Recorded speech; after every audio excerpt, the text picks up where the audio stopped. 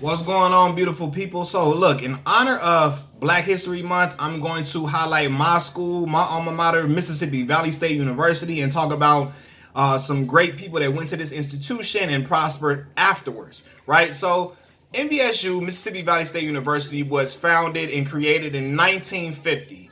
It is located in Itta Mississippi, which is in the Mississippi Delta. It's a historically black college. Right? And it was opened under the name Mississippi Vocational College.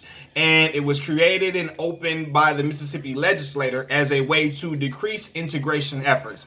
A lot of people did not want black students within their schools. They did not want the black kids to be mixed with the whites. So they tried to create some institutions that black people could attend in order to prevent them from attending University of Mississippi, which Ole Miss, Mississippi State, and also Southern Mississippi. So MVSU, well, Mississippi Vocational College, was created, and the term vocational was used to imply that the institution's main purpose would be to train black students to take on or prepare for blue-collar jobs. However, this was a higher learning facility, right? So when they first tried to figure out the location, they wanted to put it in Greenwood. However, the racist population within Greenwood did not want an HBCU, black college, within their confines. They didn't want it around them at all. So they voted to put the institution in Itta, Mississippi, downtown Itta. And the residents of the white residents of downtown Itta did not want a historically black college around them either. So they voted to choose a site that was away from the downtown area and on land that was not good for cultivation. Right? They didn't put it on the land that was not good for growing crops or anything like that. So they put it in an isolated area that a lot of people did not deem livable, or a lot of people didn't really want to be. Right? So the college was renamed Mississippi Valley State College in 1964, and it was during this time period the students demanded, like, they wanted Black history courses to be there. They wanted more purchases by the library of literature works by black writers, and they wanted more scheduling of prominent black speakers, as well as some additional English and math courses, which came about and helped to increase enrollment in the university and added some more. It helped to train individuals to be more than just labor workers. They become doctors, lawyers, or politicians as well. What I'm saying is this effort, it grew the curriculum. It increased the curriculum, enhanced the curriculum. What I would rather say, enhanced the curriculum, right? So eventually in 1964, the institution was renamed Mississippi Valley State University, and this was due to protest efforts to diffuse some of the criticisms of inequality from white institutions and black institutions. They like, look, we need to change the name from just a college to a university so we could be on equal footing and have that same prestigious image as the other white institutions. And in 1974, it was renamed Mississippi Valley State University. MVSU is, like I promised y'all, is one of the most unique experiences you can experience at the HBCU, right? The institution is home to about 2,500 students.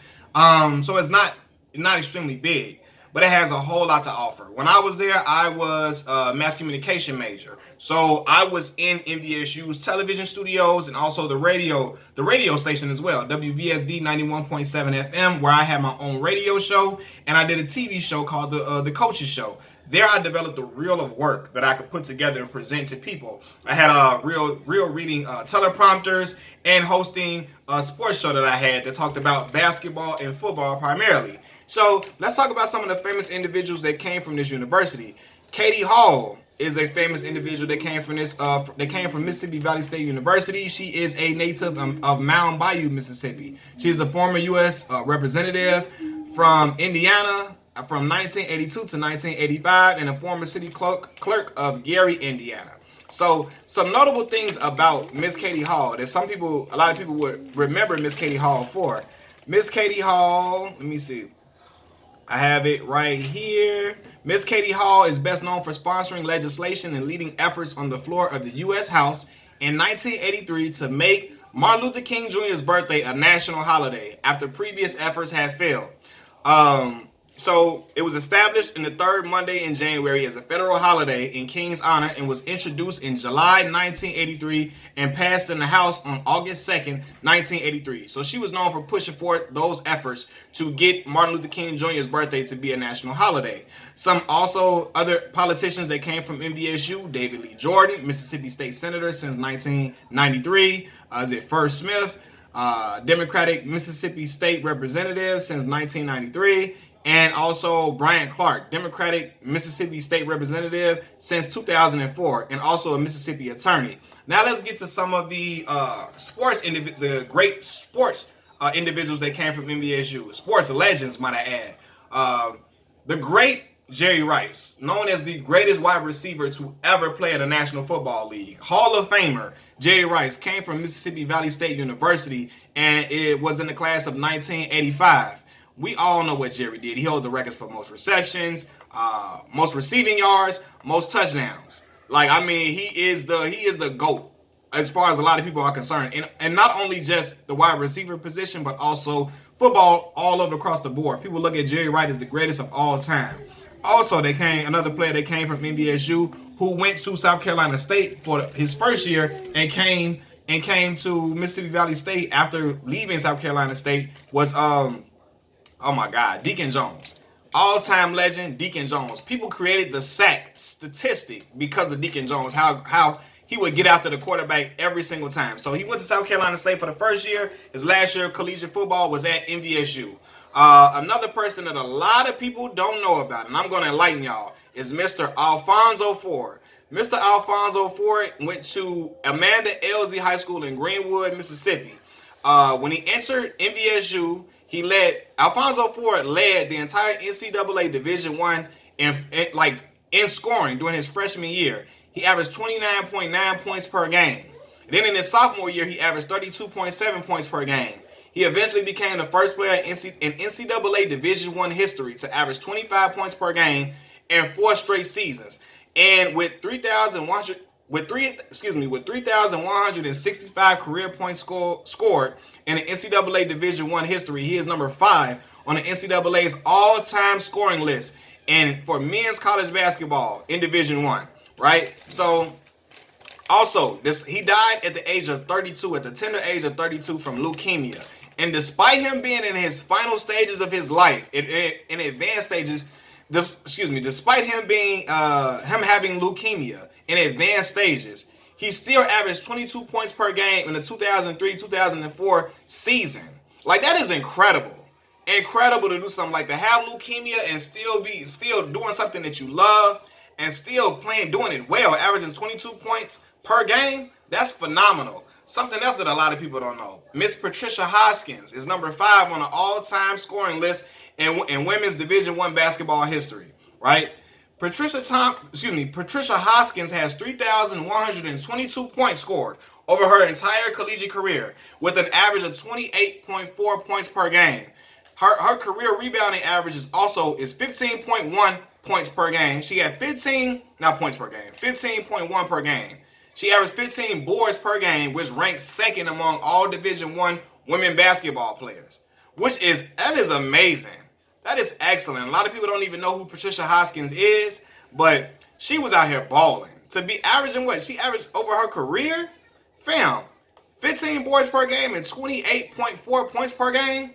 That is remarkable. So, Mississippi Valley State has 2 basketball players, one man and woman, on the all-time scoring list. Top 5 in the all-time scoring list. And they also have 2 Hall of Famers in Deacon Jones and also Jerry Rice. Willie Totten is also the legend that was throwing the ball to Jerry Rice. He is a former head coach of the Delta Devils, and he broke a whole lot of records throwing them passes to Jerry Rice. And the field, Rice-Totten Stadium at MVSU, is named after him and Jerry Rice. Now let's go and talk about some other individuals that people don't know about. We're going to talk about Mr. Vincent Brown. Vincent Brown is a linebacker that played professionally in the NFL for the New England Patriots from 1988 to 1995. He's a 3-time All-Pro from 1991, 1992, and 1993. And he came straight from Mississippi Valley State University. I think his name was the Grave Digger, the Undertaker was his nickname when he was playing football, but a prolific player within itself, man. Had some other individuals go to the NFL from Valley. NFL cornerback Ashley Ambrose, as well as defensive back, another defensive back, Fred Bohannon. And also, who was it? I'm trying to think of it. Was it Corey Holmes, I believe? Yeah, Corey Holmes. He was in the CFL, Canadian Football League, and he is the former mayor of Metcalfe, Mississippi. Also, we have an individual who was there when I was there by the name of Jason Holmes. Jason Holmes is the first born and raised American to debut in the Australian Football League with St. Kilda Football Club. Black kid from my way, from the Chicagoland area. Jason Holmes, 6'9". He was playing basketball when he was at MVSU under former MVSU head coach Sean Woods, who was the point guard on the Kentucky team that I believe they was called the Unforgettables. He was coached by Rick Pitino, playing for Kentucky, and he came to MVSU and led us to our first NCAA tournament berth since 2008. So in 2012, we got to the NCAA tournament again under his helm or his watch. So MVSU, man, I promise y'all, this school is amazing for me, man. I don't think I would have had a lot of the opportunities that I had in broadcast journalism had I went to any other school. I mentioned having my own radio show and my own TV show, but I also sideline reported at the football games. I was the color commentator on the basketball games. I wrote for the newspaper, the Delta Devils Gazette. I was on the yearbook. I did a whole lot of things at NVSU, and my experience was just amazing. The way this school is located in Itta Bena, so everything in Itta Bena revolves around NVSU. The Valley, like the people in Itta Bena rally behind Valley no matter what. We don't matter good or bad, losing or winning. They come to every event, every sporting event you can think of. Matter of fact, not just sporting events. When I was at Mississippi Valley State, I was Mr. Mississippi Valley State University, and they had like an annual parade that they did in Itta Bena. And the people would come out and just be so glad to see the Mr. and Miss of Mississippi Valley State University. So it was just fun to interact with the locals at the institution, and the university was always welcoming to the locals. MVSU we got all different type of sports teams you can think of: basketball, cross country, golf, baseball, football, track, volleyball, softball, tennis, any sport you can think of, we have it at. Almost any sport you can think of, we have it at MVSU. Also, we have can't forget about my band people, man. Shout out to the Mean Green Marching Machine. If you ever want to see a historically black college, the Battle of the Bands, the fifth quarter. If you ever want to see that at a football game, you gotta watch Mean Green Marching Machine get down. I love my MVSU Delta Devils, man. That's the nickname of that's the mascot of the school, the Delta Devil. And the Delta Devil gonna be out there dancing and getting down, man. I love MVSU. It felt like a home away from home for me. A kid coming from Chicago, Illinois, relocating 10 hours away to Itta Bena, Mississippi. The people in the town welcomed me like I was one of their own, like I was a native son, and they embraced me and kept me protected the whole way. MVSU's campus is a 450-acre tract of land located right off Highway 82, and right across the street is Double Quick Chicken. I will never forget. I used to be so hungry. I used to, when the cafeteria would close, I would run across the highway to go get some chicken from Double Quick gas station. Get that 5-piece special. Got Capricorn's Restaurant, got Dollar General, and which served our student population and student body well, man. MVSU has a great. When I say great was a STEM program. A lot of the STEM programs that they got going. The science and the math programs that they got at MVSU is second to none. I got a lot of friends that was majoring in computer science, or a couple of friends, not a lot, but a couple of friends that was majoring in computer science, and also, computer science and, was it biology? Not biology, yeah, computer science and biology. And a lot of those individuals went on to get jobs making $80,000, coming straight out of coming straight out of college. $80,000, $90,000 straight out of college is a blessing. That is what a lot of people even dream of, and some people never get to in their lifetime. But them being educated under the science curriculum and math curriculum at NVSU prepared them to be able to do their jobs in the professional realm, and it impressed a lot of professionals, which led to them getting jobs where they can utilize their skills to the best of their ability and get paid handsomely for it. A lot of individuals at Valley learn how to code very well, and we know everything in this world works off coding, man. So they offer, like, NVSU offers degrees in the College of Arts and Sciences, College of Professional Studies, College of Education. We got graduate school programs, and recently master's program for mass communication opened up after I left the institution and went on to Arkansas State to get my master's degree in mass communication. But when I say, man, this school is a beautiful experience that I think a lot of people would love. And it was an institution created, and it was created for black students to attend. Not only did the black students just attend the schools here, they went and thrived and went on to do great things after their years at NVSU. And I love this institution with all my heart. And I think that if you ever thinking about going to Valley, it will not be a choice that you will ever regret. Ever at all, man. I love NVSU. I'm always going to be a Delta Devil at heart. Appreciate it, NVSU, for everything y'all did for me. And happy Black History Month. Peace.